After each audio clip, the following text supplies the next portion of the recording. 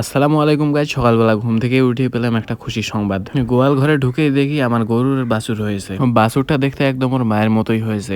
সব ঠিকঠাকই ছিল, তখনই একটা জিনিস খেয়াল করলাম, বাছুরটা দাঁড়াইতে পারতেছে না। জানি না শেষ পর্যন্ত কি হবে। যাদের গরুর এমন হয়েছে তারাই একমাত্র বুঝবেন। আপনারা যারা আগে থেকে আমার ভিডিও দেখেন তারা অবশ্যই জানেন যে আমার আগেও এমন একটা গরুর হয়েছিল, কিন্তু আমি গরুটা শেষ পর্যন্ত টিকাইতে পারিনি।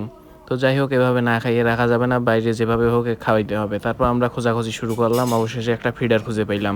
তারপর আমরা বাছুরটাকে বাইরে বের করে এইভাবে খাওয়ানো শুরু করলাম।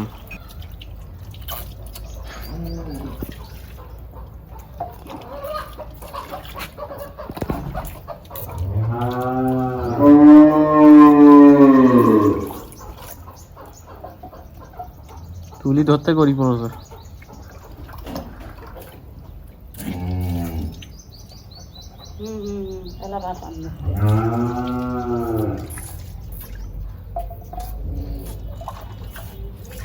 আমরা বাছুরটাকে বাইরে নিয়ে যাওয়া খাওয়াচ্ছিলাম, আর ওর মা দেখেন এখান থেকে কিভাবে দেখতেছিল, মনে হয় ছাড়া পাইলে যায় আমাদেরকে গুতা মারবে। এভাবেই কেটে যায় পুরো একটা দিন। পরদিন সকালে উঠে দেখি বাছুরটা একাই একাই দাঁড়িয়ে পারতেছে। আলহামদুলিল্লাহ, আমাদের সবার মাথা থেকে একটা অনেক বড় দুশ্চিন্তা নেমে গেল। মেইন সমস্যাটা হয়েছে গরুর বাছুর হয়েছে শেষ রাতের দিকে। সেই সময় সবাই ঘুমের মধ্যে ছিল, তাই খেয়াল করতে পারে নাই কেউ।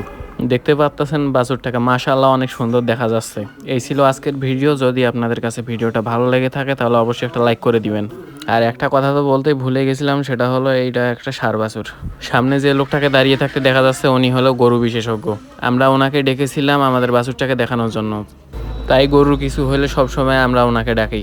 এত সুন্দর বাছুর দেখে দেখেন রফিকুলের মুখে হাসি ধরতেছেই না। সকলে ভালো থাকবেন, সুস্থ থাকবেন, আল্লাহ হাফেজ। আর ভিডিওটা দেখার জন্য অসংখ্য ধন্যবাদ।